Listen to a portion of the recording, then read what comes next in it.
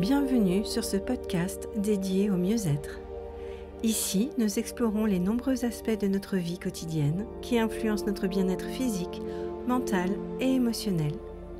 Que vous soyez en quête de sérénité, en train de surmonter des défis personnels ou simplement curieux d'en apprendre plus sur vous-même, ce podcast est fait pour vous. Chaque épisode sera une plongée dans les problématiques courantes que nous rencontrons tous, les blocages émotionnels, les obstacles physiques ou le stress de la vie moderne. Je vous proposerai des solutions, vous dispenserai des conseils pour vous aider à surmonter ces défis et à retrouver un équilibre harmonieux. Rejoignez-moi dans cette aventure vers un mieux-être global, où chaque petit pas compte et où chaque prise de conscience peut transformer votre vie. Préparez-vous à explorer, à apprendre et à évoluer avec moi. Je vous souhaite la bienvenue dans votre espace mieux-être.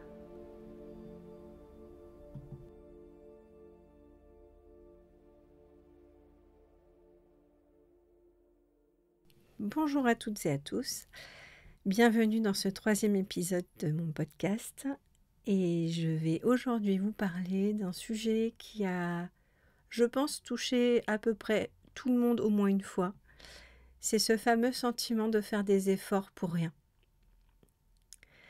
Et que ce soit dans les relations de couple, les relations familiales, amicales et même professionnelles, dès lors qu'il y a des interactions entre deux personnes qui ont des attentes l'une vis-à-vis de l'autre, on peut être confronté à des incompréhensions qui peuvent dégénérer avec le temps si elles ne sont pas réglées.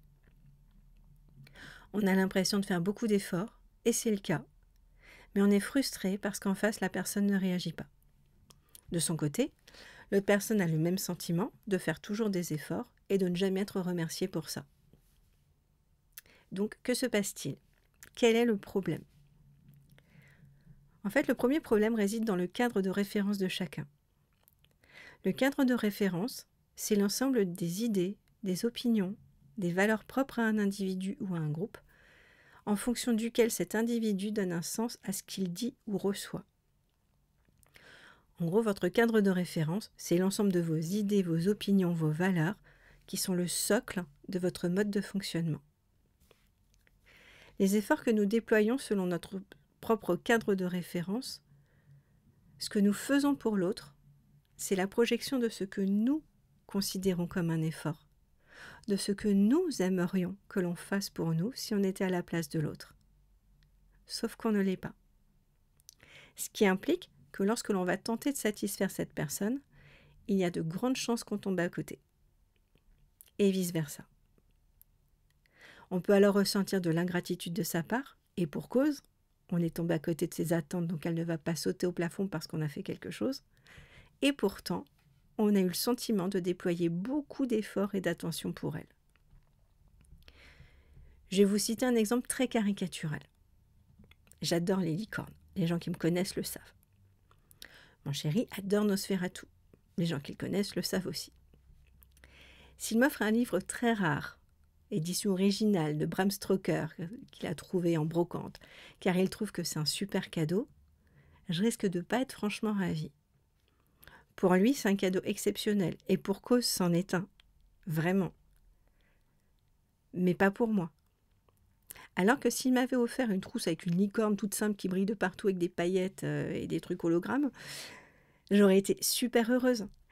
L'intention perçue par moi à ce moment-là ne dépend donc pas du prix ou de la qualité du cadeau, mais bien dans le fait que la personne est allée chercher ce qui me plaît vraiment moi, l'attention qu'elle a portée à mes goûts et mes envies. Il y a un autre exemple que je vais vous citer qui me vient parce qu'il est issu d'un docu-série que j'ai vu pas plus tard qu'hier. Ça concerne un couple en fait qui s'est connu très jeune. Ils se sont mariés jeunes et ont eu des enfants très jeunes.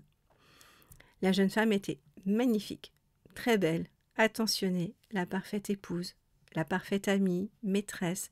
Elle faisait tout pour son mari, mais vraiment, elle forçait le respect. Malgré tout, ce mari n'était pas comblé. Et il l'a trompée. Il l'a trompée pourquoi ? Pour plein de raisons qui appartiennent aux couples qui se font, aux gens qui trompent. Mais la première raison qui fait qu'il est allé vers d'autres personnes, c'est qu'il lui manquait la surprise, le grain de folie qu'il ne retrouvait plus dans ce couple dans lequel il s'était enfermé, dans la routine dans laquelle il s'était enfermé, les responsabilités dans lesquelles il s'était enfermé, alors qu'il semblait heureux. Et qu'il avait choisi cette vie, c'est la vie qu'il voulait. Mais, à un moment donné, il lui manquait la surprise. Alors je ne dis pas que c'est la solution de tromper son conjoint quand il manque quelque chose dans son couple, attention. J'explique juste le comportement de cette personne. Sa femme évidemment était extrêmement choquée car elle pensait avoir tout fait pour lui. Et c'est le cas. Mais elle l'a fait selon son cadre de référence à elle. Ce cadre de référence qu'elle avait projeté sur lui. Elle avait imaginé que c'était tout ça qui le rendait heureux et épanoui. Et tout ça n'est pas seulement applicable dans ce sens, évidemment. C'est pas seulement la femme qui doit combler l'homme. Dans un couple où l'homme, par exemple, est le parfait ami, le parfait amant, il est attentionné, prévenant, doux, gentil, enfin bon, toutes les qualités que vous pouvez rechercher, que ce soit homme ou femme, celui-ci pense qu'il fait tout ce qu'il faut pour combler la personne qui partage sa vie. Mais finalement, cette personne n'est pas vraiment heureuse. Et je ne dis pas aller jusqu'à la tromperie, mais juste, cette personne, elle n'est pas heureuse, elle n'est pas comblée. Parce qu'une fois de plus, cet homme pense selon son propre cadre de référence qu'il applique à l'autre. Le fait d'avoir le sentiment de faire des efforts qui ne sont pas reconnus engendre des frustrations, puisque nos attentes ne sont pas comblées. Ces frustrations sont parfois amplifiées par le fait qu'on voit bien que l'autre essaye, mais tombe toujours à côté. On peut alors se dire que la personne se fiche de ce qu'on pense et veut, qu'elle ne cherche pas vraiment à faire ce qu'on en attend d'elle ou de lui, alors que de son côté, cette même personne a le sentiment de toujours chercher à nous satisfaire sans jamais y parvenir. Elle-même développe donc le sentiment que quoi qu'elle fasse, ça ne suffira jamais, car nous ne serons jamais satisfaits ou satisfaites. Vous voyez le cercle vicieux ? Comment en sortir ? Vous me voyez peut-être venir déjà ? Eh bien en communiquant. Encore une fois. Et toujours la communication. Le meilleur moyen de savoir ce dont une personne a besoin, c'est encore de lui demander. Vous devez valider avec elle si ce sont bien ces efforts-là qu'elle attend et si ça peut lui faire du bien ce que vous faites. Parce que supposer que cette personne attend ça, il y a une chance sur 2 pour vous que vous tombiez à côté. Et que des frustrations se cristallisent et que le fossé qu'il y a entre vous se creuse encore. D'autant plus si de son côté, l'autre personne vit et fait la même chose. Il y a une règle de base à assimiler dans les interactions avec les autres. Ne jamais présumer de rien. Jamais imaginer à la place de l'autre, penser à la place de l'autre. Il faut toujours valider si ce que je pense concernant l'autre est bien en phase avec ce que l'autre pense ou ressent réellement. Pourtant, dans la situation qu'on vient d'évoquer, les 2 personnes s'apprécient ou s'aiment énormément et ont vraiment envie que la relation fonctionne, quelle que soit la relation. Une fois de plus, on peut être dans une relation amicale, professionnelle, c'est pas forcément, ou familiale, c'est pas forcément une relation amoureuse, même si ça se prête beaucoup au couple. Donc ces personnes ne se comprennent pas et ont l'impression que l'autre ne fait aucun pas réellement vers lui ou elle. Et ce qui est faux puisque chacun déploie beaucoup d'attention envers l'autre en réalité. Mais celles-ci tombent toujours à plat puisqu'elles ne sont pas en corrélation avec les attentes de chacun. Donc que ce soit en couple, en amitié, en famille, dans le travail, quel que soit le sujet, quel que soit le contexte, la première chose à évaluer est le besoin de l'autre et notre propre besoin. Dès lors que vous répondez à la question « Quel est mon besoin ? Qu'est-ce que j'attends de l'autre ?» et que vous l'exprimez, vous résolvez ou évitez beaucoup de conflits. Et j'insiste vraiment sur l'expression du besoin.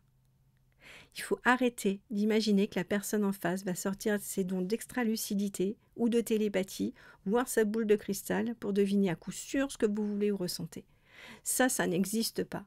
Ce sont des attentes que l'on a parfois envers les autres et qui nous mettent nous-mêmes en échec dans la satisfaction de ses attentes. Les gens ne peuvent pas deviner ce que l'on attend. C'est aussi de vous dire, moi je le fais, alors c'est que tout le monde peut le faire. Eh bien non. Intégrez que tout le monde n'a pas les mêmes capacités, si naturelles soient-elles pour vous. Et ce qui vous semble tout simple peut demander un effort considérable, voire être totalement impossible à quelqu'un d'autre. Nous n'avons pas la même construction, nous n'avons pas la même manière de penser, de ressentir, d'analyser ou de percevoir.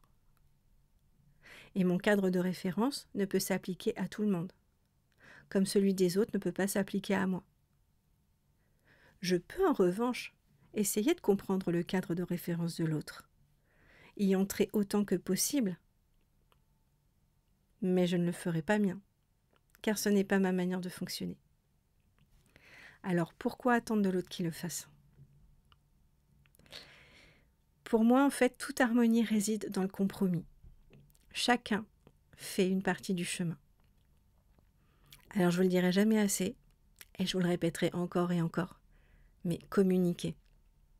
Posez vos limites, exposez vos attentes, vos besoins, vos envies.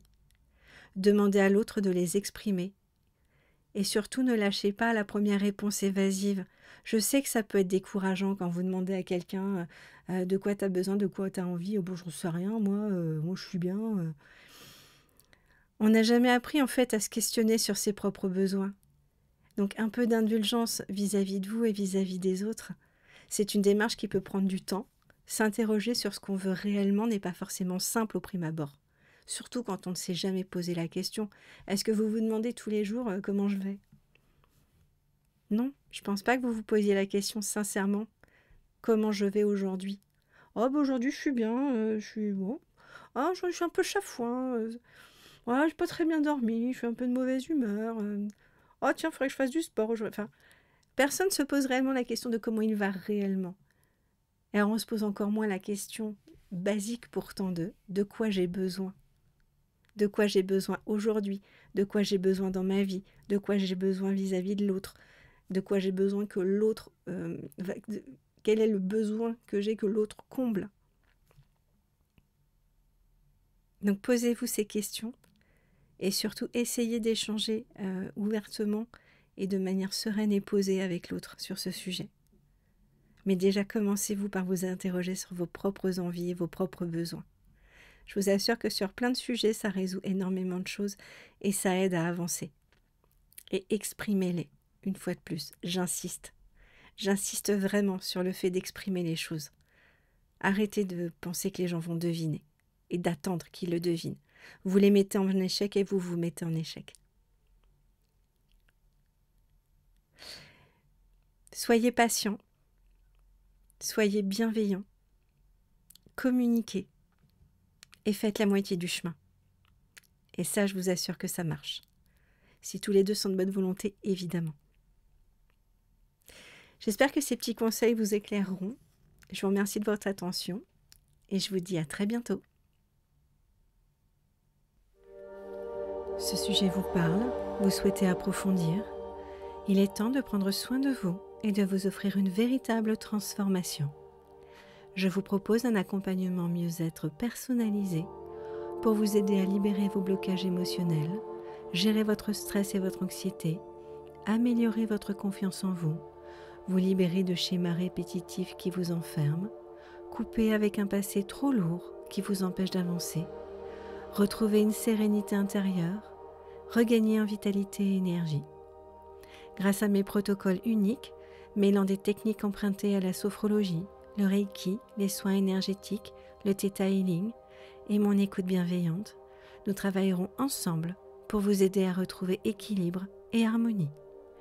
Prenez dès maintenant rendez-vous pour une séance découverte gratuite et faites le premier pas vers votre propre mieux-être. Offrez-vous une séance transformante et commencez votre voyage vers une vie plus épanouie.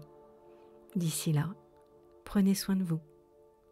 Merci de m'avoir écouté et à bientôt.